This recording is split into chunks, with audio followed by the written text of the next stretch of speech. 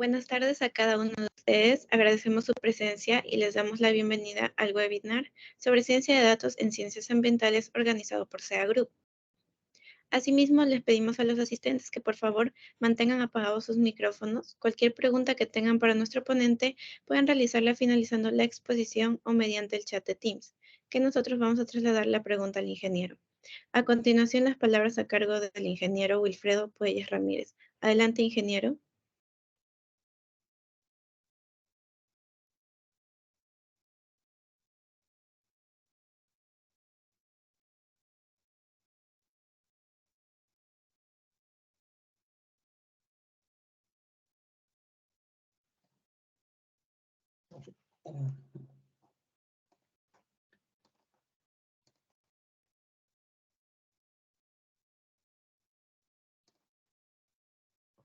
Hola, ¿se me puede escuchar?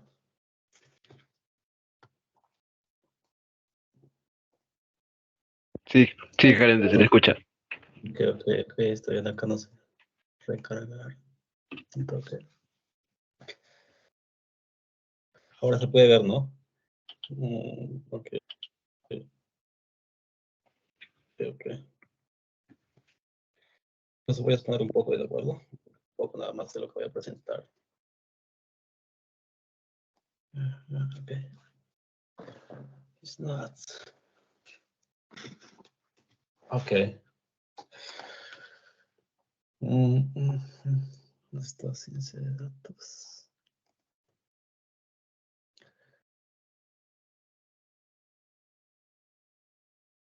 Ok. Hola con todos. Bueno, yo soy Wilfredo Puelles, soy ingeniero ambiental de profesión, con un máster en ciencias en hidrología, hidrogeología y geoquímica ambiental, y actualmente soy candidato a PhD en Sorbonne University en Francia. Ok, el creciente crecimiento de volumen de fuentes de datos y posteriormente de base de información ha hecho que la ciencia de datos sea uno de los campos más rápido de crecimiento de todas las industrias. De acuerdo, entonces en este webinar nosotros vamos a estar inmersos en una era que estamos inmersos en una era de la información. ¿Se me escucha bien o no? Parece que tengo problemas con internet. Un poco, gerente, se le escucha un poquito, nada. O se le escucha bien, solo en ciertos momentos, solo se le entrecorta. Ok. A ver. A ver, una cosita, gerente, antes de que pueda continuar, Brisa creo que estaba por ahí, o Liz, para el tema de bloquear el avance de las diapositivas. No sé, no recuerdo cómo era ese detalle. ¿Cómo bloquear? Es que nosotros como asistentes, no sé si se nos permite solo a nosotros, pero a los participantes no sé si les vaya a aparecer para adelantar la diapositiva. Sí, me parece que solo nosotros que somos los miembros de ese grupo podemos. Pero, a ver, Ok. déjame entrar otra vez como les cuenta de Eric para verlo bien. Ok.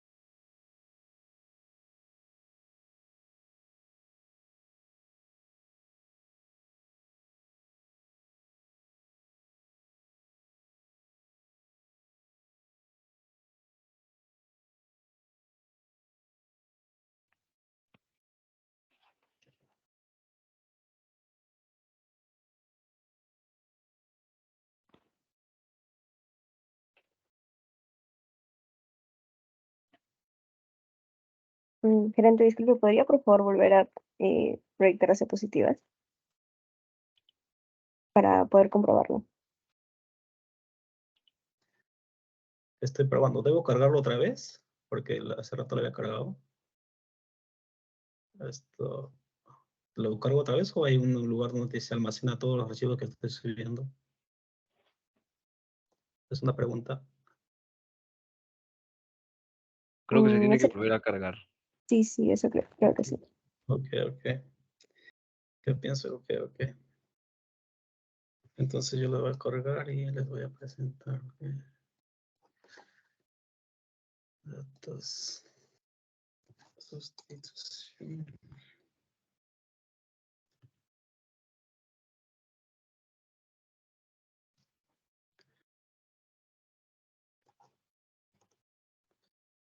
Entonces, tengo que volver a cargar. Así se va rápido. Ok. Entonces sería entonces el momento en el que yo voy proyectando el video, ya ha pasado los 5 minutos. Sí, Ya yo lo creo cargo. que sí, creo que el Teams da la opción de que se pueda interrumpir la transmisión de pantalla. Y ahí quedaría. Sí. Cuando tú te interrumpe la pantalla, yo lo subo al toque. ¿De acuerdo? Ok. Una pregunta, chicos. O si yo avanzo la presentación, ¿ustedes también lo avanzan? O sea, ¿ven que lo avancé? ¿Estás avanzando ahora? Eh, no. A ver, Avanza. ¿Tú puedes avanzar ahora ahí? sí, ahora sí lo estoy Ok. avanzando. No se Acá no, ve. solamente el que comparte está bien. Yo Sí, pienso que porque me parece ajá. que las personas pueden avanzar en las diapositivas, pero no se cambian para los demás. Y hay una opción que dice sincronizar con el moderador, que si le doy, voy a la diapositiva en la que está el moderador. Ok, está bien, me parece bien. Vamos, Ujú. entonces ok, está bien. Entonces solamente el que comparte la pantalla puede hacer avance para todos. ¿De acuerdo? Ok.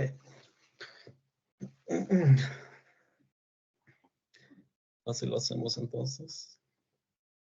¿Cuántos inscritos hay hasta ahora? Habían 36. ¿Llegaron más?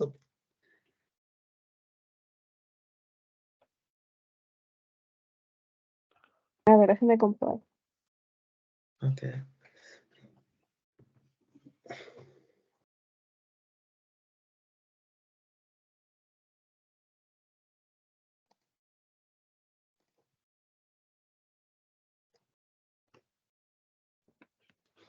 Ingeniero, una pregunta, una consulta.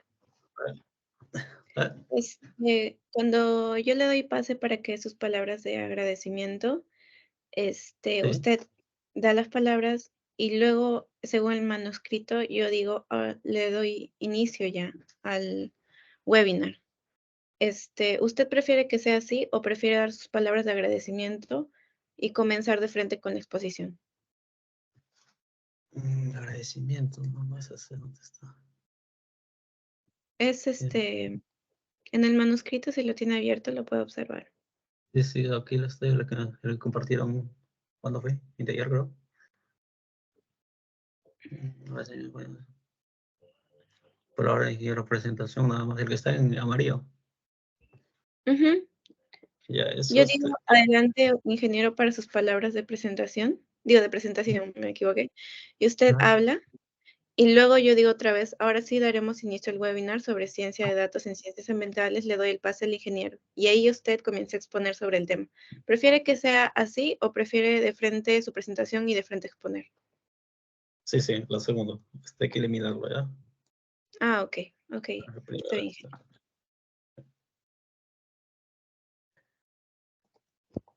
Gente, otra preguntita. Según la última reunión que tuvimos, o bueno, también le había preguntado a la señorita Lili con respecto a en qué parte de la diapositiva se pasará al receso. me olvidó. Me parece que la 16, lo que voy a ver.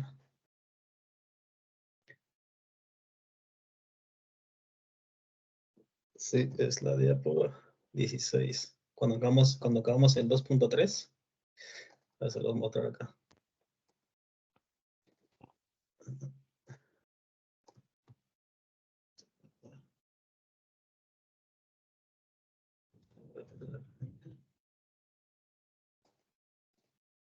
Fue la 16, ¿de acuerdo? Cuando sacamos este punto de 2.3, poblaciones y muestras, ¿de acuerdo?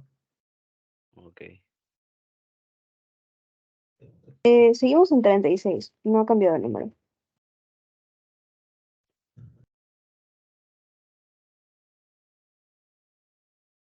ahí acabo. Y ya comienzo. Entonces, de acuerdo. Terminando el 2.3 es el receso, 5 minutos, y se empieza con el 2.4. Exacto. Ok, Ahora vamos. ok. Y para la parte final, gerente, le agradecería que siguiera proyectando pero se quedara en la última diapositiva, que es la contraportada. Sí, en la contraportada vamos a estar de acuerdo. Sí, eso podría quedarse proyectando quedarse en la pantalla, para lo que vendría a ser Preguntas, ¿no? el cierre, que vendrá, Sí, que sí, nos aparte. corresponde a Jeremy y a mí. Ok. Ahí lo voy a dejar de acuerdo.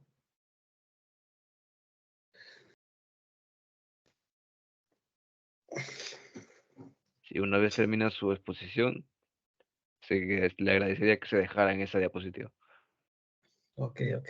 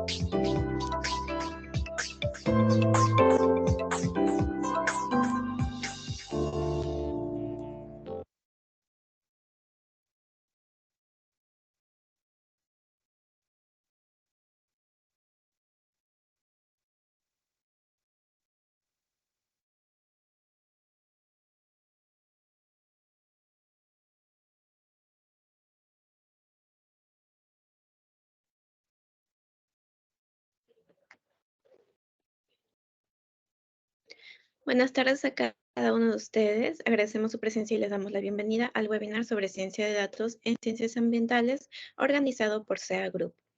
Asimismo, les pedimos a los asistentes que por favor mantengan apagados sus micrófonos. Cualquier pregunta que tengan para nuestro ponente pueden realizarla finalizando la exposición o mediante el chat de Teams, que nosotros vamos a trasladar la pregunta. A continuación, las palabras a cargo del ingeniero Wilfredo Puelles Ramírez. Adelante, ingeniero. Hola con todos, buenas tardes. ¿Se me escucha bien, no? Creo que sí. Ok. Bueno, yo soy Wilfredo Puelles, soy ingeniero ambiental de profesión de la Universidad Nacional Federico Villarreal. Tengo un máster en ciencias ambientales, específicamente en hidrología, hidrogeología y geoquímica ambiental. Y actualmente soy candidato a PhD en la Universidad de la Sorbona, en París. Y yo les voy a presentar cómo vamos a aplicar la ciencia de datos en ciencias ambientales. ¿Ok? Entonces, actualmente estamos inmersos en una era de información sin precedentes, donde cada parte del planeta que se puede ser analizado e interpretado a través de datos. ¿Ok? Entonces, hoy nos vamos a sumergir en la ciencia de datos, también conocido como Data Science, aplicado a ciencias ambientales. Entonces, en este webinar vamos a descubrir cómo los algoritmos y los números pueden revelar las características y el comportamiento desde la biodiversidad hasta el cambio climático. Ok, los números se convierten en una pieza clave para desbloquear soluciones innovadoras para algunos de los desafíos ambientales más importantes o desafiantes en nuestros tiempos, por ejemplo, el cambio climático.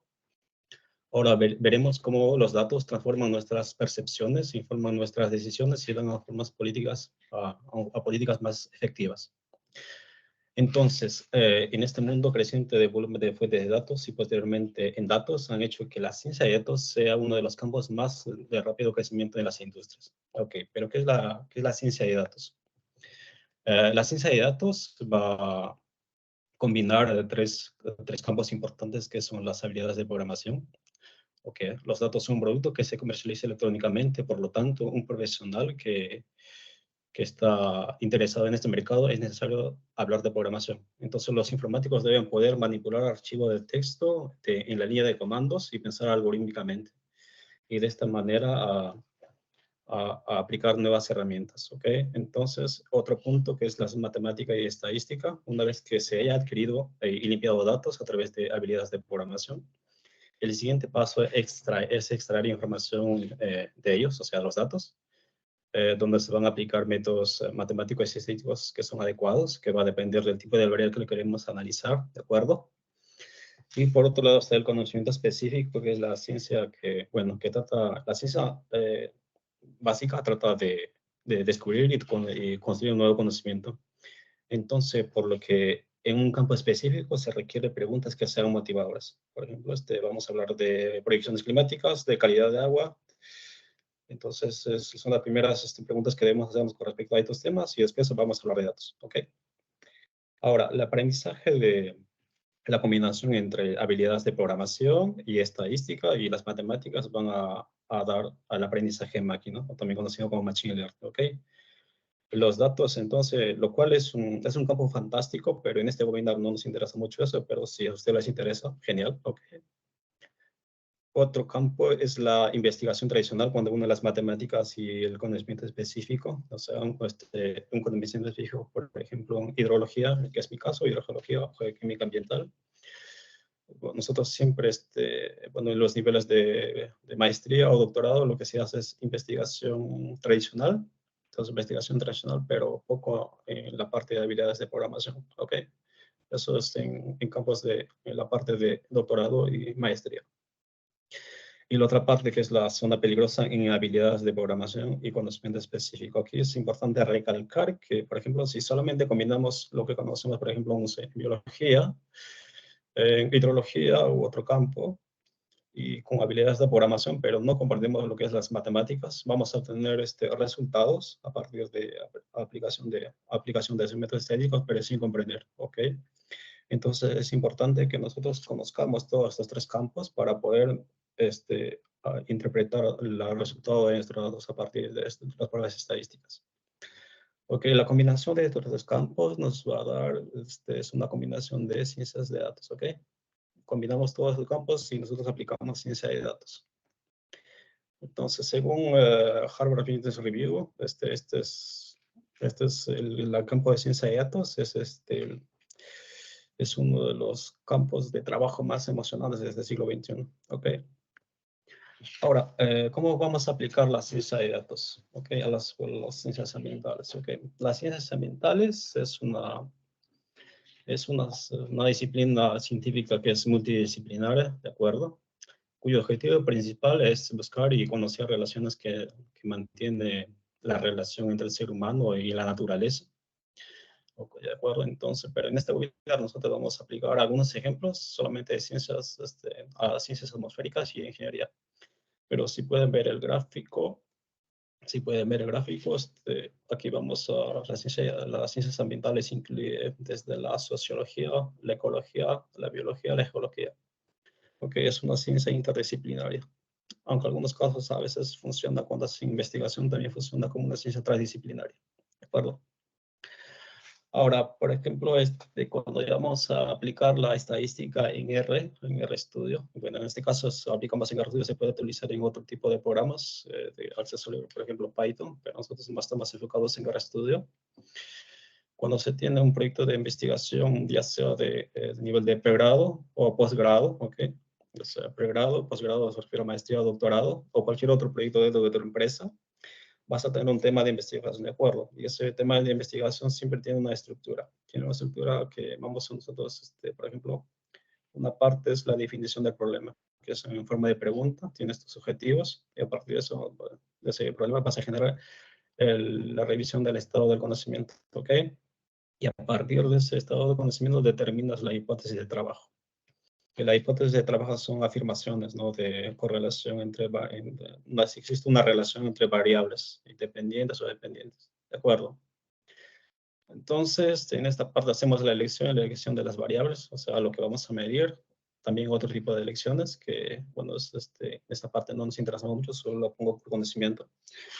Ok, a partir de, hacemos la elección de las variables, iniciamos con los datos de observación. O sea que los datos son aquellos que se generan por un ente terciario. Por ejemplo, si hay proyecciones climáticas, puedes descargar datos, okay, descargar datos de modelos que están en grías ya, o sea, píxeles. Esos serían datos, o sea, datos que proporciona alguien. Y las observaciones son las que nosotros ya medimos, ¿ok? Medimos directamente en campo, por ejemplo, la concentración de metales en el agua, la temperatura, el pH, la conductividad y otros parámetros, ¿de acuerdo?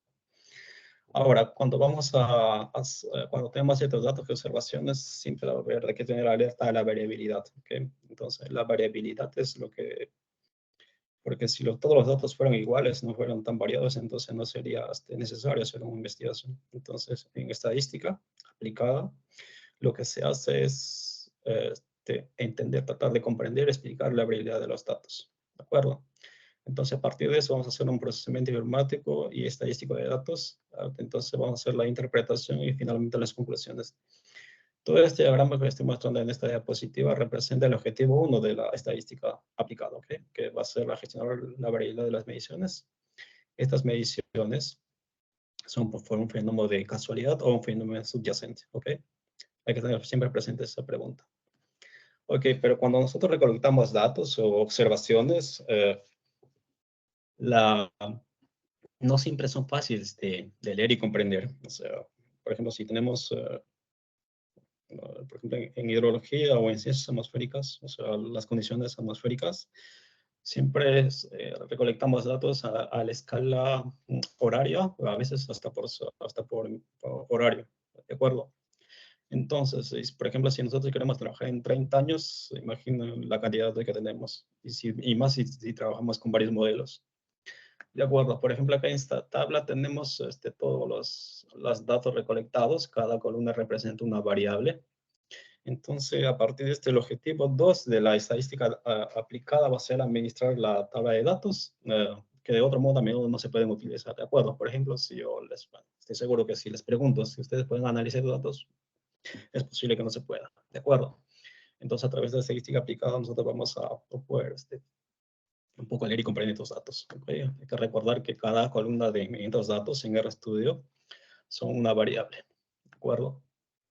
Ahora, pero, ¿qué es una variable? No sé, una variable es lo que se mide, es una medida, ¿ok? Es una medida. Esto es lo que conocemos en estadística como variable dependiente. Pero también esas mediciones pueden ser un factor, o sea, el factor, la variable independiente, o sea, el que influye sobre la variable dependiente. También se conoce como parámetros o factores. Por ejemplo, acá tenemos la pluviometría, es decir, la lámina de agua que cae en una determinada zona. En hidrología hablamos de cuencas o pequeñas cuencas. Y eso va a depender de un factor. Va a depender de, por ejemplo, va a depender de la estación, porque no es lo mismo tener la lámina de agua, la altura de la lámina de agua que en verano, que en invierno, o en otoño que en primavera, ¿de acuerdo? La medida en una nota, bueno, es una notación, una nota, no sé, no, eso depende del tipo de curso, no es lo mismo, pues posiblemente para algunos sea más fácil entender matemática o estadística, bueno, o marketing. Eso depende del tipo, del tipo del curso y también tenemos la parte de la supervisión de insectos, prevencia de insectos, perdón, y que va a depender de la tasa de insecticida, o sea, es decir, la concentración, o también utilizar otro tipo de insecticida, ¿ok? Pero las variables podemos identificarlas como en diferentes tipos, temas cuantitativos y cualitativos, de la parte más, digamos, más básica, pero también podemos, los cuantitativos lo podemos discretizar en continuos discretos, ordinal y cualitativo, ordinal y nominales cualitativos, ¿de acuerdo? Entonces, ok, a veces las variables ordinales, o sea, las variables ordinales se les dice, se denominan semi-cuantitativas también, ok. Y esto tiene diferentes niveles. Ok, por ejemplo, acá tenemos algunas aplicaciones, por ejemplo, el comportamiento temeroso, que es una variable cualitativa ordinal, o sea, porque un comportamiento puede ser temeroso, puede ser leve, moderado, alto, entonces vamos a ordenarlo, leve, leve, moderado y alto, o bajo también. Después tenemos el color, que si lo evaluamos a simple vista es una variable cualitativa nominal, ¿de acuerdo? Lo sé nominal porque yo puedo tener un color, por ejemplo, el color de mi pantalla que estoy compartiendo actualmente, es azul, celeste, el que dice comportamiento temeroso, que es verde, y el blanco. Entonces, pero yo no lo puedo, en este caso, yo no lo puedo decir que un color sea mejor que el otro, entonces nominal, ¿ok? No hay un orden. El color por la longitud de onda, aquí este es otro enfoque, o sea, aquí analizamos el color por longitud de onda, que es una variable cuantitativa continua, porque se puede expresar las longitudes en decimales, ¿de acuerdo?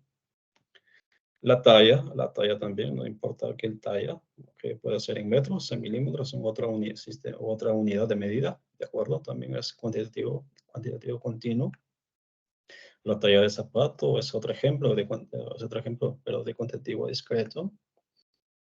Cualitativo nominal, que es una respuesta o ninguna respuesta, o sea, es un sí o un no, es según la pregunta que se plantee. Entonces yo puedo decir que, no puedo decir que si mi respuesta sí o no es mejor que su contrario. Entonces eso depende del tipo de pregunta también. La orientación también cualitativa nominal, porque norte, sur, este, oeste, o las orientaciones entre estas 4 direcciones principales, orientaciones principales, son nominales porque no puedo decir que una sea mejor que la otra, entonces yo no la puedo ordenar, ¿de acuerdo? Las bacterias suspendidas, o sea, bacterias suspendidas son cuantitativo discreto porque yo cuento, o sea, 1.000.000 de bacterias, 1.000.001, pero no puedo contar 1.000.000.5, ¿ok? Las notas va a depender de qué tipo de calificación, pues si es numérica o alfabética, va a ser cuantitativo continuo y cualitativo ordinal, ¿de acuerdo?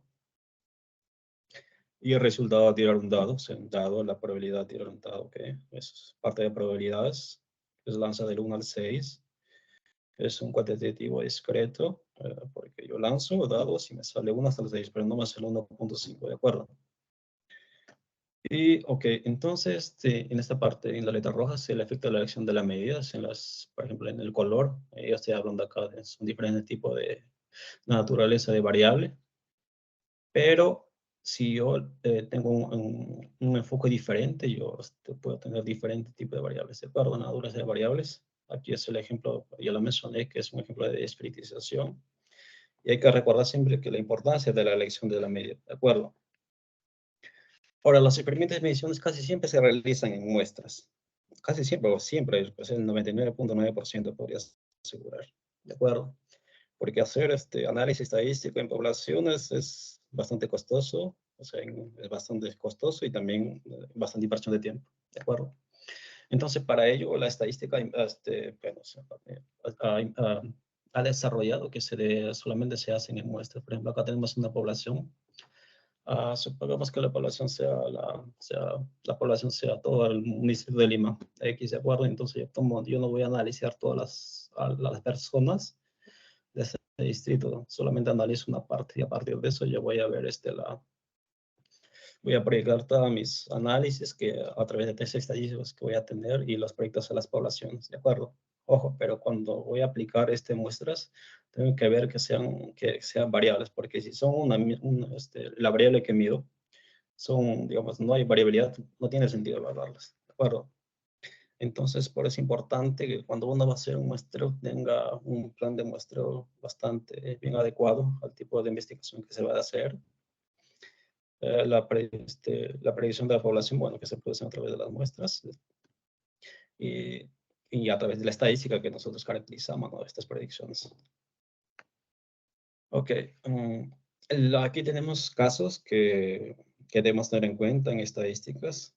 En estadística, cuando hacemos este muestreo, en este caso, en este primer caso, podemos observar que dos muestras son completamente diferentes. La muestra acá, esta primera muestra, y la segunda son completamente diferentes, a pesar de que estoy sacando de una sola población, de una misma población, ¿de acuerdo?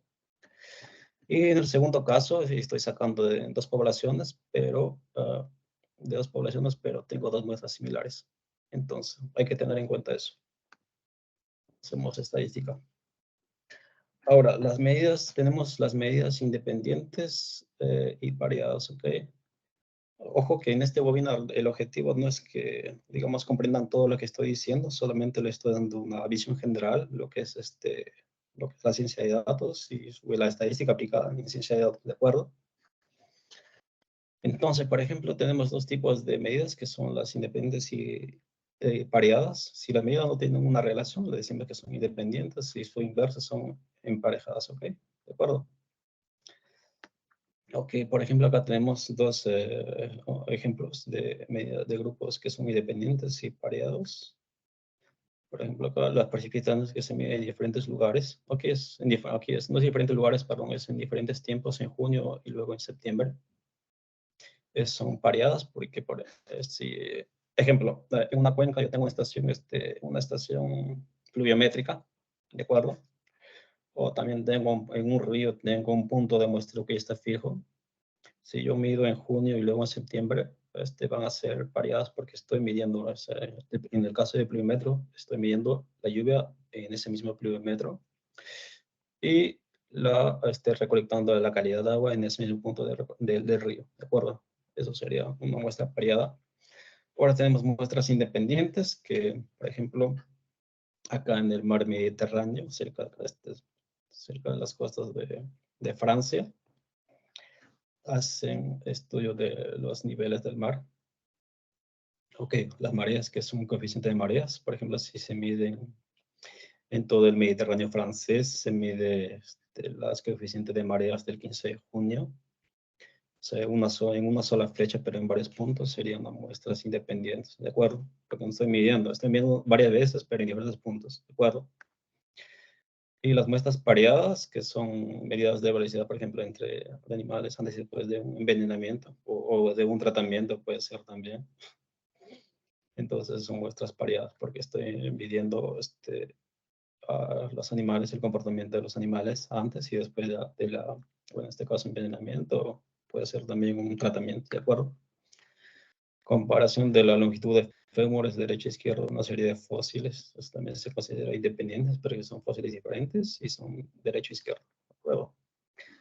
Y comparación de índices de diversidad de medidos en diferentes zonas y en diferentes niveles de una misma montaña, también se considera que son pareados, ¿de acuerdo? Porque estoy estudiando una misma montaña, pero en diferentes niveles. Ok, este es el resumen. Los en anaranjado y en celeste, naranjado y celeste. Morado, me parece, sí. Anaranjado y morado son los diferentes tipos de grupos. Ok, esto para el razonamiento básico en estadística es a partir de la población. Nosotros vamos a estudiar una variable, ¿de acuerdo? Una variable que está vinculada a una distribución de valores posibles, que es una ley de probabilidad. Y en esa ley de probabilidad está la ley de muestreo, por ejemplo, en este caso de dados. Ok, la probabilidad es una, digamos, hacemos muestreo aleatoriamente, o sea, no es un muestreo determinístico, sino es aleatorio, por eso es que usamos dados, no sabemos lo que va a pasar, o sea, no pasemos, si le hacemos un dado, no sabemos si cae 1, 2 o 3, o sea, por eso es aleatorio, ok. Entonces, a partir de esa muestra, nosotros vamos a, ¿qué se hacen prácticamente? En la práctica, que es, se trabaja en muestras y no en poblaciones. Entonces, si hacemos estimación e inferencia, por ejemplo, acá si yo lanzo un dado 20 veces y 18 veces obtuve el número 6, la pregunta sería, ¿es que el dado está truncado? Es una pregunta, entonces, ¿qué la estadística va a responder? De acuerdo, entonces, a partir de la muestra, nosotros vamos a hacer una descripción de la población, ¿de acuerdo? Es la parte de estadística descriptiva, y la otra es la comparación de poblaciones, ¿de acuerdo? Para poblaciones, se va a hacer una estadística inferencial. Entonces, estos dos van a cubrir los dos objetivos que mencioné inicialmente, los objetivos que vimos inicialmente, ¿ok? Son los dos principales objetivos. Hay más, pero esos son los dos principales. De acuerdo. Entonces, la pregunta es, ¿necesitamos siempre utilizar probabilidades en estadística? Sí, porque es la base de la estadística, es una parte, digamos, subyacente a la matemática. Y la mayoría de estas probabilidades se hacen aplicando leyes, o sea, ley normal, por ejemplo, ley normal que es la ley de Gauss, gaussiana, o sea, la campanita, no sé si se acuerdan, es una ley normal, es una función normal. Y todas estas leyes se pueden describir a través de parámetros, ¿de acuerdo? Estos parámetros son de posición y dispersión. Estoy seguro que estos ya conocen la mayor parte de estos parámetros que son de posición, que es el promedio, la mediana y la moda. ¿De acuerdo? Esta es la parte de negrito. Esta es la distribución de todos los datos. Por ejemplo, este datos puede ser de concentración de aumental X, ¿de acuerdo? La mayor parte va a estar concentrada acá en el centro, y los valores extremos son las concentraciones bajas, y las más importantes en la parte extrema, ¿de acuerdo? Y lo otro, la parte de las parámetros de dispersión. Ok, entonces tenemos la varianza, la desviación estándar, el valor mínimo y máximo, el rango intercuantil, la amplitud, ok. Entonces, gráficos de distribución, ok. Aquí hay que tener bastante cuidado cuando nosotros vamos a representar nuestros gráficos. O sea, generalmente se debe hacer con varias combinaciones de gráficos, porque un gráfico y otro pueden ser complementarios. Por ejemplo, acá que tenemos el boxplot, también se puede utilizar en histograma ok, histograma con 6 clases. De acuerdo, aquí no voy a entrar en detalle qué representa cada boxplot, me pueden hacer la pregunta si desean. Bueno, aquí está el histograma con la moda. Y esto es lo que les mencionaba. Cuando hacemos un resumen de datos, ok, datos numéricos y gráficos. Por ejemplo, aquí tenemos el Datasaurus, ¿de acuerdo? El Datasaurus, el dinosaurio de datos. Si ustedes pueden observar el promedio de X y Y, o sea, estos valores de X y Y, en cada momento en que cambia la distribución de datos es lo mismo, ¿de acuerdo? Es lo mismo. Entonces, por ejemplo, si yo solamente miro, o sea, yo miro dos muestras, y tengo valores de la mediana, o sea, 54, ¿ok? Pero no tengo otros valores, estos gráficos o la tabla de datos. Es posible que yo pueda llegar a una conclusión errónea. Pueda llegar a una conclusión errónea, por ejemplo, decir que los datos son bastante similares, ¿de acuerdo? Pero en la práctica, como ustedes pueden ver en estos gráficos, el valor es el promedio y la desviación estándar es lo mismo, ¿de acuerdo? Pero la distribución de datos es bastante diferente. Ese es un primer ejemplo que debemos tener en cuenta, ¿no?, cuando hacemos resúmenes numéricos y gráficos, ¿de acuerdo? Un segundo ejemplo es el boxplot. Aquí tenemos el mismo boxplot. Ok, boxplot es esto, el boxplot. Mira, los tres son iguales, pero la distribución tanto en las nubes, la distribución tanto en las nubecitas, y este histograma son diferentes, ¿ok? Son bastante diferentes. Aquí podemos ver fácilmente, o sea, la distribución, por ejemplo, acá los valores extremos del boxplot, estos son los valores extremos, acá será el mínimo y el máximo. Si se dan cuenta, hay más acá que en esta parte, en la segunda. Entonces es importante hacer la combinación entre la representación gráfica de los datos y los valores numéricos. Y de esa manera nosotros podemos ver más cómo si los datos de un grupo u otro son bastante diferentes o iguales. ¿De acuerdo? Ahora, también tenemos el tercer ejemplo, que es el cuarteto de Anscombe. Ok, el cuarteto de Anscombe. Que en este caso, el resumen estadístico, quiero decir, por ejemplo, el promedio, la división estándar, la correlación en estos tres casos es lo mismo, o sea, es lo mismo, ¿de acuerdo? En estos casos es lo mismo. La correlación también, si se dan cuenta aquí, la ecuación, esta línea que representa una ecuación lineal, es lo mismo, ¿de acuerdo? Pero la distribución, si nosotros miramos gráficas, podemos ver gráficamente, los datos son bastante diferentes. Entonces, es un cuarteto de Anscombe. Pero el problema está cuando los datos son diferentes. Ok, perdón, los datos, los resumen estadístico es lo mismo, pero no se puede ver claramente la diferencia entre la distribución de datos. Aquí está el problema. Entonces, mirar el histograma y el diagrama de dispersión, ok, siempre es una buena idea. Y esto, yo pienso que vamos a hacer un pequeño receso por el momento. Lo dejamos ahí. ¿Les parece? Muchas gracias, ingeniero. A continuación vamos a tomar una pausa para que puedan hacer uso de los servicios higiénicos, tomar agua, entre otras actividades. No olviden que pueden dejarnos sus dudas o consultas por el chat. Sin más que decir, regresamos en 5 minutos.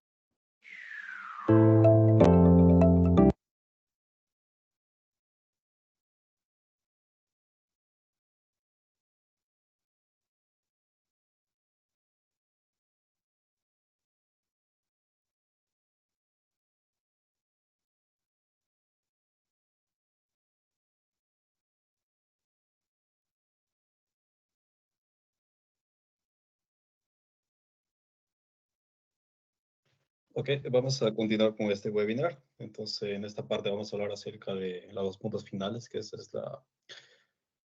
la inferencia a partir de una población a partir de una muestra, y finalmente vamos a hablar acerca de unas pruebas estadísticas que usualmente se aplican en ciencias ambientales, ¿de acuerdo? Entonces, para recordar lo que les mencionaba antes, lo que intentamos hacer en una prueba estadística es estimar a partir de una población el comportamiento, a partir de una muestra el comportamiento de una población, ¿de acuerdo? El mismo ejemplo del dado. Entonces, para esto nosotros aplicamos estadística, que es estadística descriptiva, Los tres principales son estos. Después veremos la varianza y la desviación estándar. También vamos a aplicar un resumen de datos y de gráficos, ¿de acuerdo?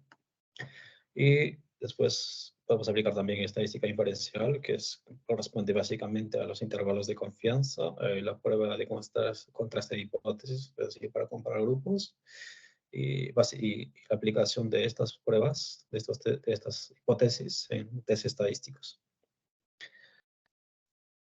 Entonces, aquí le resumo, es bastante información de la que tengo acerca de la primera familia de test estadísticos,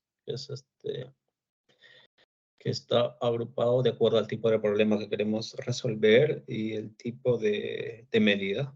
Aquí tenemos, si vamos a hacer comparación de medias o comparación de distribuciones, ¿de acuerdo? Eso es estadística ya inferencial porque hacemos comparaciones. Vamos a comparar ¿de acuerdo? Si tenemos un factor, sin factor, simplemente hacemos una descripción o comparación con la teoría, según una medida teórica.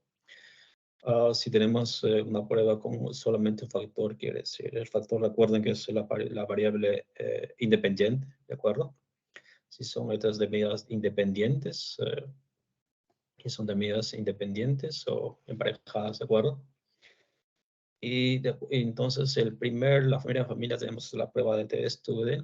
Aquí vamos a aplicar diferentes datos, diferentes test estadísticos que va a depender si mi tipo de medidas, si tengo observaciones que son, digamos, mayor a 30, mayor a 30, que en teoría ya teóricamente, mayor o igual a 30, teóricamente ya tenemos una muestra que es gaussiana, es decir, tiene la ley normal. O sea, la distribución de todos los datos es tipo una campana. Después tenemos los datos, si no son gaussianos, ¿de acuerdo? Si no son gaussianos o son menos de 30 muestras o 30 datos, entonces hacemos una transformación de estos datos para que sean gaussianos. Y aquí están cada tipo de test que vamos a aplicar, ¿de acuerdo? Aquí, como les mencioné antes, yo no pretendo que ustedes entiendan todo esto, solamente les estoy dando una visión general. Después tenemos la familia de test sobre rangos, ¿ok? La familia del chi cuadrado, que ustedes conocen también. Y otra tabla que es la tabla 2, que se va a ver las dos mismas familias, ¿ok? Vamos a hablar aquí acerca de la familia del modelo lineal general, que es en amarillo. Y aquí tenemos los diferentes tipos de medidas, diferentes problemas, ¿ok? Tipo de problema que queremos responder. Otra vez la familia de los test de rangos, ¿ok? El chi cuadrado también. Y finalmente la familia de modelos lineales generalizados, ¿de acuerdo? Cada una de estas pruebas, bueno, se van a ahondar más adelante cuando sea el curso, ¿de acuerdo? Entonces, ahora vamos con un ejemplo que es las pruebas que siempre nos permiten responder a preguntas, ¿no? Los datos, las pruebas estadísticas, ¿de acuerdo? O sea, estadística inferencial o descriptiva. Entonces, nos permite responder a preguntas como, por ejemplo, si algún tratamiento con un antibiótico tiene algún efecto, o si un entorno, por ejemplo, en una cuenca, si estuve en una cuenca, y si las pequeñas subcuencas, digamos, son diferentes entre una y otra, ¿de acuerdo? Entonces, en estadística nosotros seguimos, lo que he aprendido es que nosotros siempre seguimos un enfoque, casi siempre, pero en los libros o artículos, o sea, así que ustedes puedan mencionar, casi eso no se menciona. Entonces acá les dejo un resumen. Lo primero, que se debe identificar ese problema y las variables, ¿de acuerdo? Entonces, lo importante de este punto es las variables y saber su naturaleza de mediciones, de tanto las mediciones, la variable dependiente y de los factores, ¿de acuerdo? Y después, a partir de esto, vamos a elegir un test, como yo les mencioné en las dos tablas anteriores que les mostré. Elegimos el test a partir de eso. Entonces, lo importante acá es dar siempre el primer paso, ¿de acuerdo? Identificar la naturaleza de las variables Una vez de eso, vamos a elegir qué tipo de test, según la naturaleza de variables. Y vamos a establecer el riesgo que es el alfa, normalmente normalmente se toma por defecto 5%, ¿de acuerdo? 5%, o sea, con un 95% de confianza que el promedio de nuestra muestra va a estar, o el 95% que el promedio, o sea, el valor de U está incluido dentro del intervalo de confianza. ¿De acuerdo? Y entonces después vamos a comprobar si estos tests que voy a elegir, por ejemplo, TestStudent, ANOVA, la regresión lineal, Mann-Kendall, la pendiente de CN, tienen ciertas condiciones, entonces para eso nosotros debemos cumplir con esas condiciones. Eso más adelante lo vamos a ver en un ejemplo. Y después, a partir de eso, si cumple con estas condiciones, digo, ok, establezco mi hipótesis nula y mi hipótesis alternativa. ¿De acuerdo? Y después vamos a aplicar el cálculo estadístico y obtención del p-value. ¿Ok? El valor de p o el p-value, como se dice en inglés, p-value. ¿Ok? Eso nos va a decir si vamos a aceptar o no la hipótesis nula. ¿De acuerdo? Pero todo este cálculo nosotros no lo hacemos manualmente, solamente lo elaboramos y el resto hará todo por nosotros. ¿De acuerdo? Y después, una vez que sabemos el valor de P, vamos a saber si aceptamos o rechazamos la hipótesis nula. Y luego volvemos a la pregunta inicial, ¿no? La pregunta inicial, lo que es bueno, la pregunta inicial es el punto inicial, quiero decir. Sí, vamos a ver si hay una influencia de los factores hacia las mediciones. ¿De acuerdo? Entonces acá, por ejemplo, tenemos la prueba de Student para una muestra. Esto es solo para una muestra, es decir, que nosotros vamos a tener una media teórica, ¿de acuerdo? Entonces, el primer paso es obtener el intervalo de confianza, después el grado de libertad, pues, estas son las condiciones las que he mencionado, que una vez que elegimos la prueba, en este caso de Student, para una muestra, las condiciones son las siguientes. Ok, está bien, o sea, marchamos si nos tenemos una muestra de mayor a 30, ok, efectivos, ¿de acuerdo? Ok, si no tenemos, entonces si tenemos, por ejemplo, 29 o menos, tenemos que hacer obligatoriamente la prueba de normalidad, ¿de acuerdo? O sea, la normalidad gaussiana quiere decir normalidad, es lo mismo, ¿de acuerdo? Y después en este test vamos a plantear hipótesis nula, ok, hipótesis nula, que es ok, me olvidaba que la hipótesis nula y alternativas va a diferir de acuerdo al tipo de test, ¿de acuerdo? O sea, cada test tiene su diferente tipo de hipótesis nula y la alternativa. Pero en estadística siempre se menciona que el test, se busca que el test sea significativo, es decir, vamos a rechazar la hipótesis nula, ¿de acuerdo? Por ejemplo, acá tenemos en RStudio, el como utilizamos es el t.test. Y esto es más o menos cómo hacemos, una vez que ya cargamos todos nuestros datos, aplicamos este pequeño código y al final nos va a arrojar todo datos, todos los datos que están en negro, ¿de acuerdo? A partir de datos nosotros vamos a evaluar. Ok, por ejemplo, acá tenemos el nombre de los datos. Por ejemplo, si quiero analizar precipitación, X será mi precipitación, mi tabla de datos, ¿de acuerdo?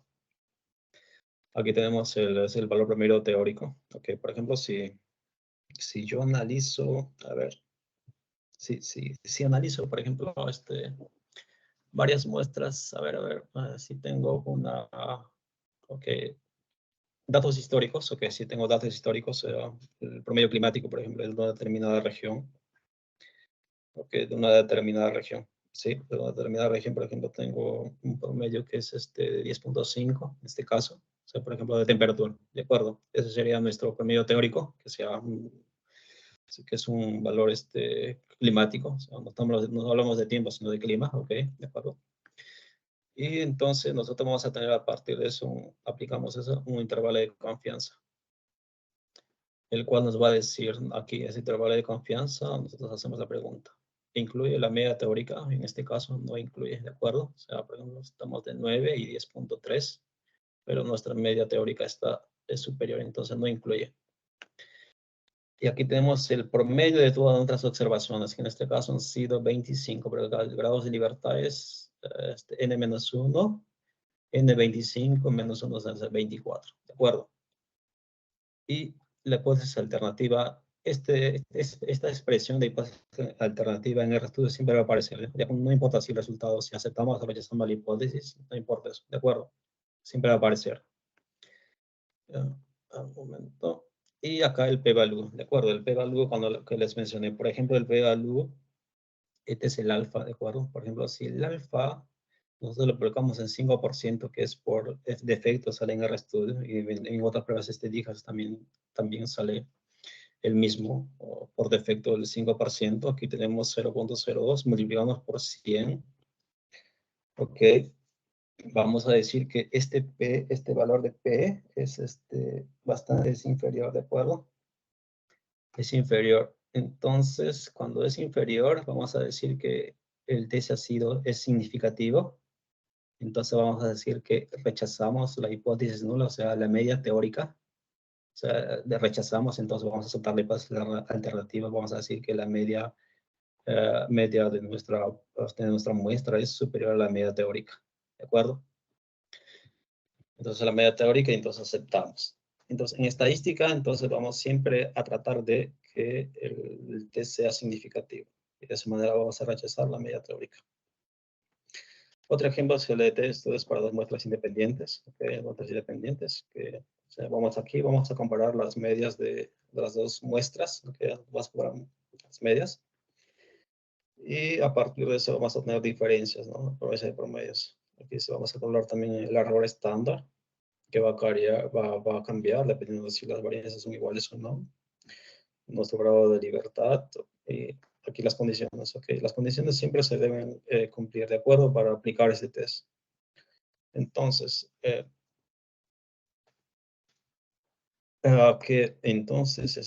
las condiciones que sean independientes, si no se debe hacer un test de prueba pareada. Aquí el número de efectivos, el número de efectivos debe ser para A, o sea, para la población, para la muestra A debe ser mayor o igual a 30, y para el B también, o sea, las dos deben cumplir. Si A no cumple y B sí, entonces no se puede proceder, ¿de acuerdo? Se debe proceder, siempre se debe proceder cuando cumplen las dos. Entonces, si estas dos no cumplen, al menos que vamos a hacer otro tipo de pruebas de normalidad, posiblemente vamos a hacer una transformación de datos, más adelante lo vamos a ver. Ok. Y después vamos a aplicar la hipótesis nula también, ok. La hipótesis de nula, que la diferencia entre la media, la media muestral, de las dos muestras, o sea, de A y B es diferente de 0, y la otra es, es igual a 0, o sea, no hay diferencia de medias. Y la hipótesis nula alternativa va a ser la que me mencione que es diferente de 0, ¿de acuerdo? O sea, va a haber bastante diferencia. En unos casos se puede tomar el valor distinto de 0, pero es bastante raro. Okay, aquí tenemos un ejemplo. Lo mismo, vamos a aplicar este test de student. Este es el código, o sea, es el comando para dos notaciones posibles, ¿ok? Para A y B, que es mi población A y B, ok, vamos a aplicar vamos a decir que las varianzas son iguales. Bueno, si son iguales, ponemos el T, ¿no? Si no es igual, le ponemos F de false. Okay. Estos son las medidas y los grupos, ¿ok? Medidas y los grupos. Y las varianzas, ¿ok? Que les mencioné, vamos a poner F, o sea, de false, si no son iguales. Pero en este caso, sí aplicamos. Aquí tenemos el estadístico, o sea, el estadístico, que es el T, ¿ok? El grado de libertad son 69, el p-value, ¿ok? El p-value. Y a partir de eso, nosotros siempre miramos el valor de P, ¿de acuerdo? Para ver si el P-value, para ver si aceptamos o no la hipótesis es nula. Entonces, lo importante en estos estadísticos siempre mirar ¿de acuerdo? El P-value. Aparte de eso, también tenemos la hipótesis alternativa, que siempre aparece, como lo mencioné antes, que siempre aparece de la misma manera, no importa cuál sea el resultado, el intervalo de confianza. Y los promedios de las muestras de A y B. ¿De acuerdo? Ahora, tenemos otros test estadísticos, por ejemplo, estos ya los mencionamos, lo trabajamos recientemente. Tenemos un test de estudio para 2 muestras que son pareadas, ¿ok? Tenemos el test de Barthollet, que se utiliza para saber si hay una igualdad de varianzas. El test de T-Welch, en este test, cuando aplicamos el test de Bartlett, no existe igualdad de varianzas, entonces aplicamos el test de Welch para ver si no son iguales, cuando no son iguales, ¿de acuerdo? Y después aplicamos estos tres, del 6 al 8, son tests que nos van a ayudar a calcular la normalidad de las muestras. ¿De acuerdo? Cuando yo les mencionaba las condiciones del test de estudio para un solo grupo, una sola muestra, o para más de 2 muestras, ¿ok? Eso les mencionaba cuando hace la prueba de normalidad, ¿de acuerdo? Podemos aplicar estos, el test de Shapiro, aquí el Kolmogorov-Smirnov y el otro tipo de Kolmogorov-Smirnov ya modificado, ¿de acuerdo? Aplicamos eso. La elección de esos tipos de test de normalidad va a depender de qué tipo de datos tienes, pero por general en ciencias ambientales, por mi experiencia, he visto que aplicamos siempre el test de Shapiro-Wilk.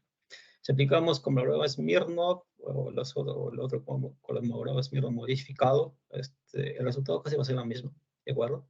Lo va a variar un poquito. Ahora, ¿qué pasa si si aplico otros tres estadísticos? Todavía me dice que no es normal nuestra prueba, ¿ok? No cumple la normalidad, o sea, esta función gaussiana, normal. Entonces vamos a analizar la robustez del test, perdón. Ok, vamos a analizar la robustez del test. Ok, entonces vamos para otro punto también se podría hacer la transformación de todos estos datos. O sea, nosotros si tenemos datos de temperatura, precipitación, ya sea datos normal, así como tal los colectamos. Pero si no funciona, estos datos los podemos transformar, ¿de acuerdo? Entonces los podemos transformar por ejemplo, podemos transformar el logaritmo de la temperatura, la raíz cuadrada de la temperatura, la inversa, la potencia, el arco seno de la raíz cuadrada de la temperatura, ¿ok? De esa manera nosotros vamos a poder, transformamos y aplicamos luego los test de normalidad. Y generalmente sí funciona, de acuerdo, pero hay casos en que no funcionan. Yo todavía no me he tocado con eso, pero si no funciona, vamos a hacer un remuestro, ¿ok? Un remuestro quiere decir que si yo recolecto datos, pues sería posiblemente nuestra única fuente de información. Pero si tengo observaciones, tendría que hacer nuevas mediciones, porque observaciones son las que yo obtengo, ¿de acuerdo? Pero los datos no. Entonces, lo que implica que debemos hacer un remuestreo, ¿de acuerdo? Hacer un remuestreo y ese que toma, o sea, que sea más caro, porque hacer un remuestreo implica tiempo, una inversión de tiempo y dinero, ¿de acuerdo? O también otra salida más fácil sería hacer un test no paramétrico. Por ejemplo, acá generalmente se usa el test de Cruz-Wallis, pero también podemos hacer el test de Manwin, de Wisconsin, de Friedman, de T. de Kendall, el P. de Sperman, ¿ok? Que son para variables cualitativas ordinales, son para test no paramétricos. También tenemos el test de chi cuadrada para variables cualitativas nominales, ¿de acuerdo? Si se dan cuenta, la importancia de saber el tipo de naturaleza de cada variable. O sea, primero definimos nuestro tipo de variable y después ya vemos qué tipo de test le corresponde, ¿de acuerdo? Y después tenemos el test de ANOVA para 2 grupos. Por ejemplo, acá es para 2 grupos, aquí hay otros para calcular las varianzas. Tenemos el test de Turkey, de Chef y de Dunet, ¿de acuerdo? Este nos sirve para ver nos sirve para ver la diferencia de las varianzas, pero ¿de dónde viene la varianza? Estos test nos van a dar la respuesta. ¿De qué grupo está la varianza? ¿De acuerdo? De estos 3 test nos va a dar la respuesta de dónde viene la varianza de esos grupos que estudiamos. Ok, estos test estadísticos tenemos que es una regresión lineal simple que todo el mundo conoce, pues, regresión lineal simple, regresión lineal múltiple, que nos va a dar varias ecuaciones.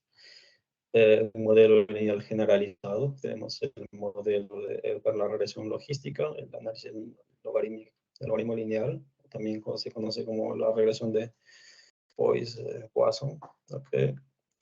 Y después tenemos un análisis factorial, que es el ACP, el análisis de componentes principales. Por ejemplo, acá tenemos varias muestras, tenemos varias muestras, o sea, quizás una cuenca, o sea, una cuenca que tiene varios cursos de ríos, donde sacamos varias muestras, ¿de acuerdo? Y en cada muestra vamos a analizar un montón de datos. Por ejemplo, acá tenemos el metano, el nitrógeno, no sé, el nitrógeno de silicio, el fosfato, otros tipos de elementos. Pero si nosotros vamos a ver así, es un resumen de datos y no nos da mucha información. ¿De acuerdo? El ACP nos va a permitir, a través de análisis, nos va a permitir calcular la relación, cuál de estas variables, o sea, de estas variables, o sea, de estos, la concentración de estos elementos, sí, de estos elementos, están relacionados. Entonces, el ACP nos va a agrupar, por ejemplo, se puede agrupar que el metano, perdón, el NH4 y nitrito, se están relacionados, no puede ser con otros, ¿no? Cualquier otras variables. Entonces, nos va a permitir agrupar los valores o las variables que están más relacionadas. Y así se va a hacer, y así se va a hacer, quizás se va a reducir el número de variables, se va a reducir en grupos, ¿de acuerdo? Ahora en hidrología y en campos similares, lo que principalmente, o sea, lo básico que se utiliza es la regresión lineal. Por ejemplo, acá una regresión lineal de la temperatura, con temperatura mínima, ¿ok? Aquí vamos a analizar temperatura mínima modelada y observada, aunque también después de aplicación de la media grisante. Media grisante, sí. También aplicamos acá el mismo método de la regresión simple. Después vamos a ver el test de Mann-Kendall y la pendiente de Sen, que es otro test estadístico que se utiliza bastante, por ejemplo, en proyecciones climáticas. El test de Mann-Kendall va a permitir para saber si la hipótesis se plantea de tal manera que nos permite saber si hay una tendencia a la aumentación o la disminución de una variable, en este caso la temperatura, ¿de acuerdo? O sea, nos dice aumenta o disminuye, ¿de acuerdo? O no hay una decisión si aumenta o disminuye, ¿de acuerdo? Pero eso, digamos, va a dar una respuesta cuantitativa, pero si la complementamos con la test dependiente, eso nos va a dar un valor con cuánto más o menos, o el aproximado de cuánto estaba a aumentar la temperatura desde un año al otro, ¿de acuerdo?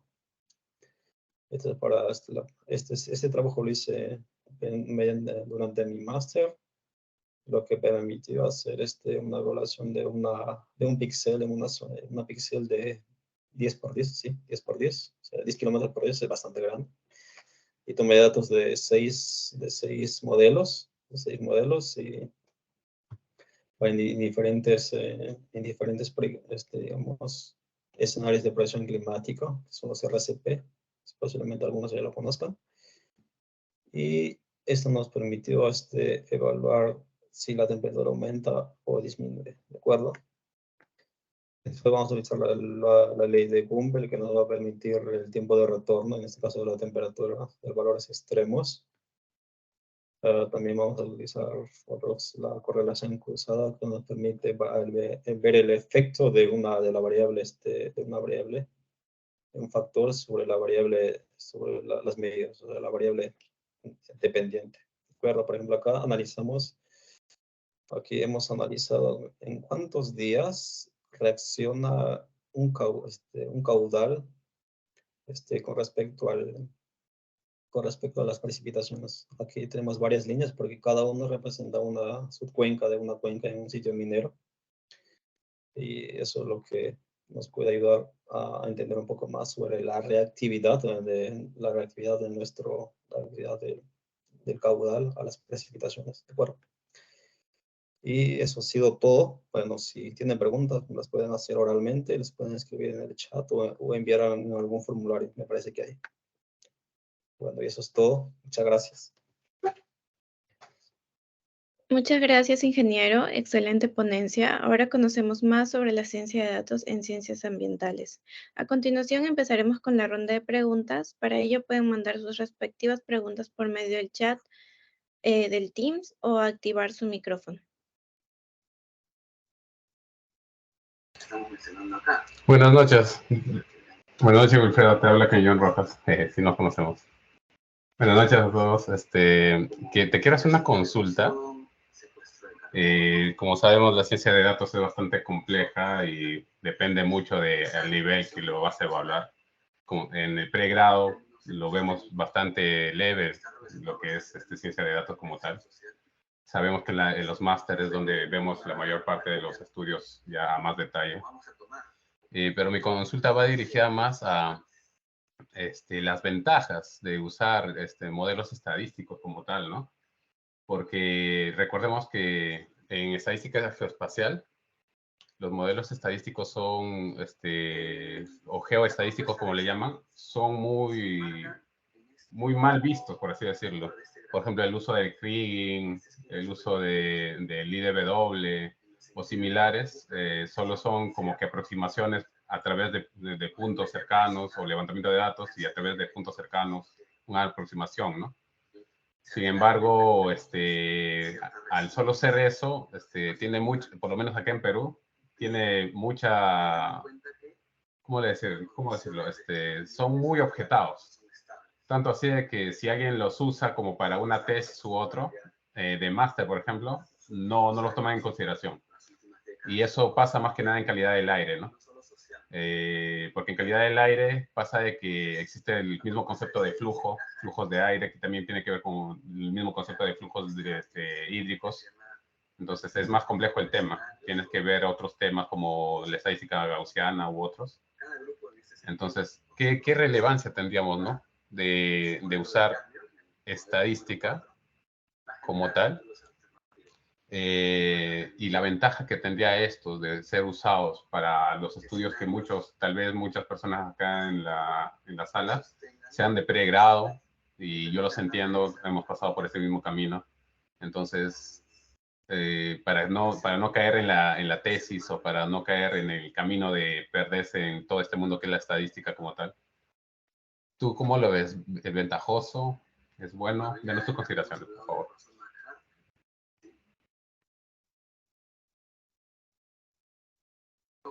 Él fue también profesor del... Tu micro está apagado, creo, Wilfred. ¿Cuánto es la resolución espacial de los datos que mencionabas? Acá, por lo menos acá en Perú, intenta sacar datos no de acá mismo. Como sabes, no tenemos sensores acá. Okay. Entonces, la mayoría de datos que sacamos son comprados. Algunos son de la NOAA. Algunos de los datos que compramos son de Light. Por ejemplo, una de las empresas más conocidas es el Environment Light, que te da una resolución de 10 metros de altura. Sin embargo, es datos externos, ¿no? No tenemos datos de aquí mismo. Okay. A ver, por ejemplo, en modelización, lo que yo he visto es hay modelos, ya de acuerdo a modelos globales, modelos regionales y otros son de remuestreo, ¿de acuerdo?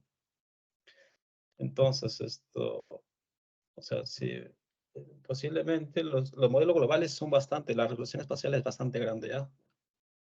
La resolución espacial a nivel horizontal, o sea, son, por ejemplo, de 300 kilómetros cuadrados. Por ejemplo, si tú analizas un dato calidad del aire a 300 kilómetros cuadrados, es bastante, ¿de acuerdo?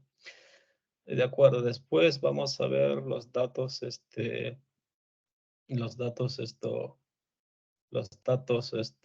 son los aplicamos los modelos globales, regionales, perdón, modelos regionales, que son utilizan los mismos, utilizan observaciones de tu zona de estudio, más los generados por los modelos climáticos modelos climáticos globales.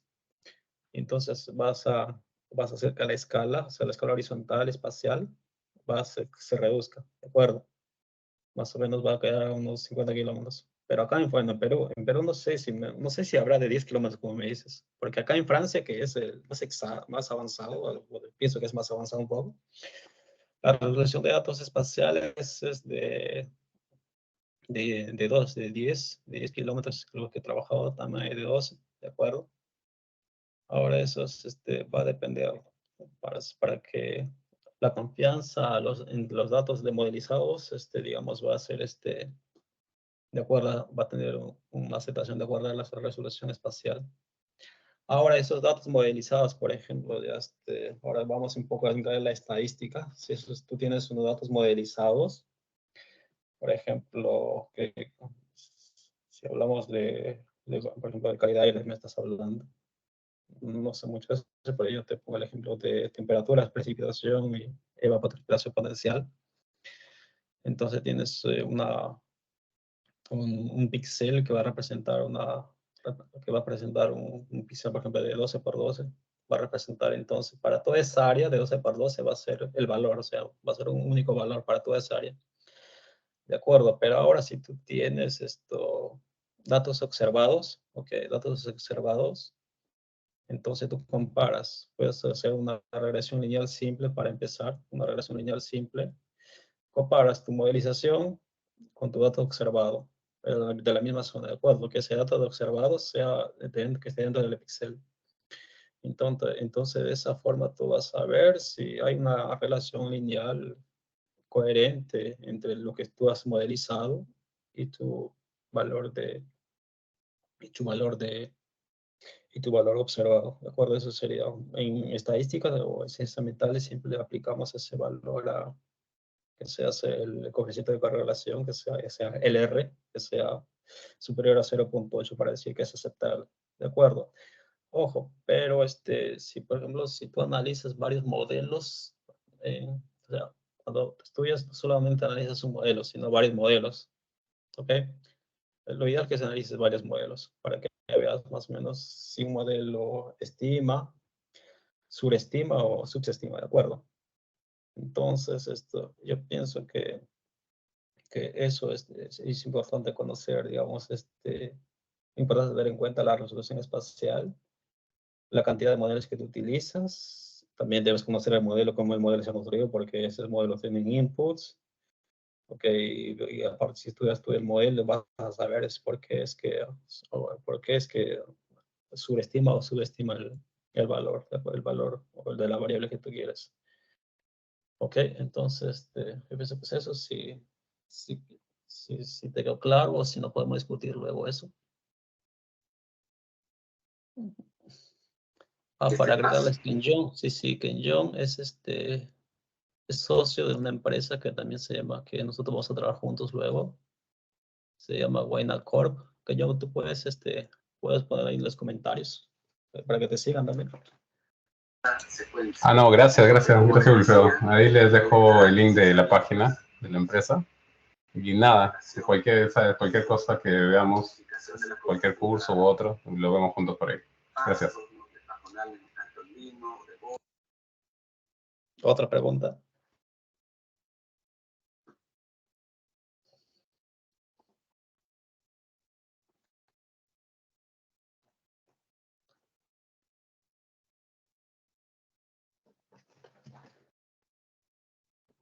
A ver, otra pregunta. En el chat.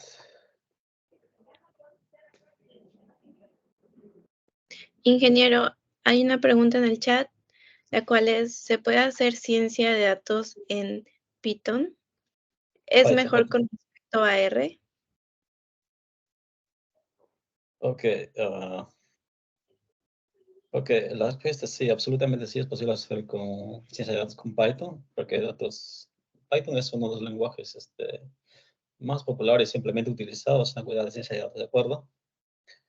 Ofrece numerosas ventajas y es una excelente elección para proyectos de ciencia de datos, ¿de acuerdo? Entonces, la elección de Python o RStudio va a depender en instancia de las preferencias personales y de requisitos específicos de su proyecto. Que, por ejemplo, yo inicié con RStudio porque así me solicitaron durante mi pasantía de investigación.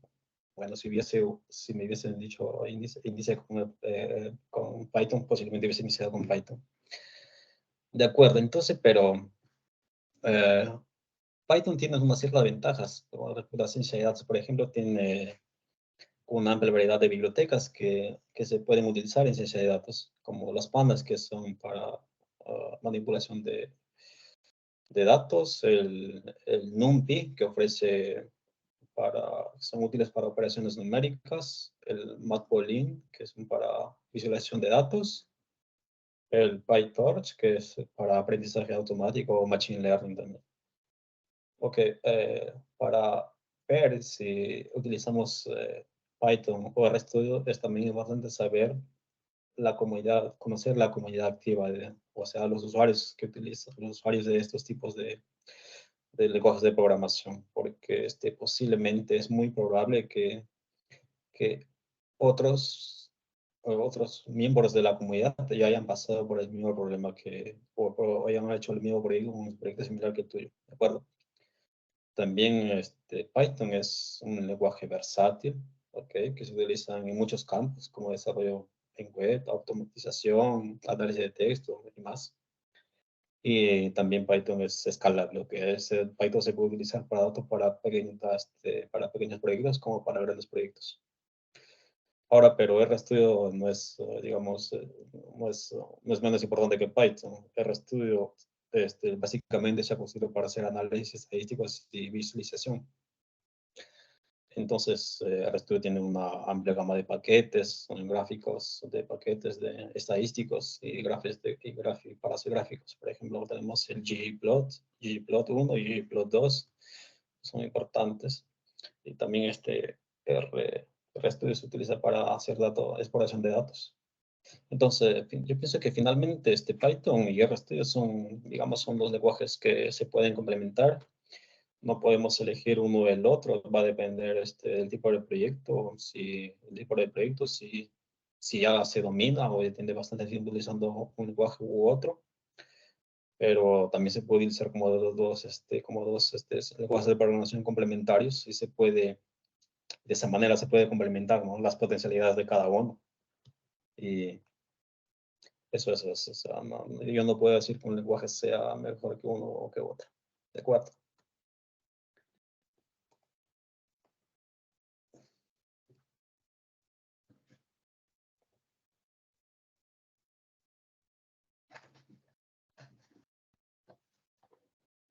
¿Hay más preguntas?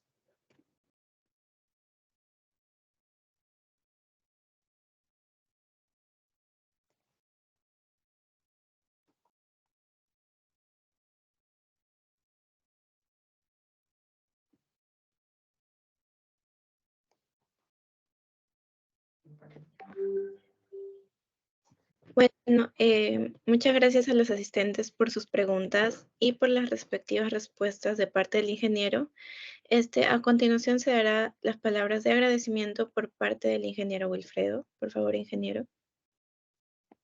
Ok, a todos los presentes les agradezco mucho por estar presentes aquí en este pequeño webinar.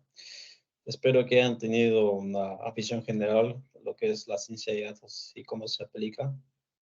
SEA Group más adelante va a sacar un curso y espero verlo pronto. En ese grupo, en ese curso vamos digamos, a responder a preguntas bastante más técnicas en la aplicación de la estadística en la ciencia de datos. El curso será, por ahora tenemos previsto 10, entre 8 y 10 clases magistrales de 3 horas cada uno, el cual va a consistir en la parte teórica, o sea, parte teórica quiero decir un poco de estadística, o sea, todos los test estadísticos, y la parte aplicada que va a ser un poco inicio en programación, RStudio, los conceptos básicos, y aplicación de casos, de todos los test estadísticos en RStudio. Y posiblemente tenga algunos invitados de acá de Francia que puedan dictar el curso para que compartan sus experiencias, que posiblemente sea en inglés porque en francés es un poco difícil. Y bueno, eso es todo. Si tienen preguntas, me las envían al formulario que sea grupo les va a enviar y nosotros podemos responder más adelante. ¿De acuerdo?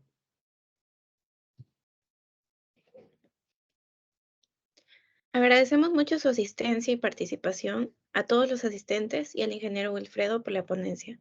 Para finalizar, nuestro equipo administrativo les estará pasando un formulario y una vez realizada podrán recibir sus certificados de asistencia a través de su correo electrónico. Le doy pase a Alexis Sánchez, coordinador de nuestra área de diseño. Muchas gracias.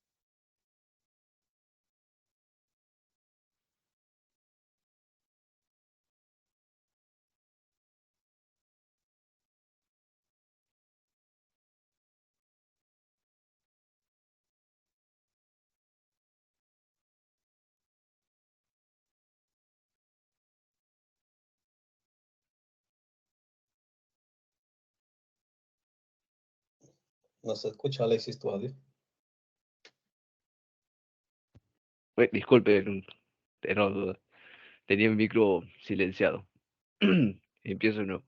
Buenas noches con todos. Como le dijo mi compañera, mi nombre es Alexis Sánchez y formo parte del área de diseño gráfico en la empresa SEA Group. Y bueno, resulta interesante el saber cómo los datos se relacionan con el medio ambiente. Personalmente les digo que es un tema que desconocía en su mayoría, pero no hay que ser necesariamente especialistas en el tema para darnos cuenta de lo que está pasando en nuestro planeta. Lo que busca SEA Group es poner su granito de arena para hacer que todo esto empiece a cambiar y así obtener una visión de un futuro sostenible, amigable y sobre todo sano. Y bueno, existen muchas películas que sí nos dan una perspectiva de cómo sería el mundo de aquí a algunos años si es que no tomamos conciencia y acción cuanto antes. Un claro ejemplo de esto es la película de Wall-E. Quien la haya visto sabrá de lo que hablo y que no, pues se la recomiendo de verdad porque es demasiado interesante. Ay, es muy entretenida, la verdad.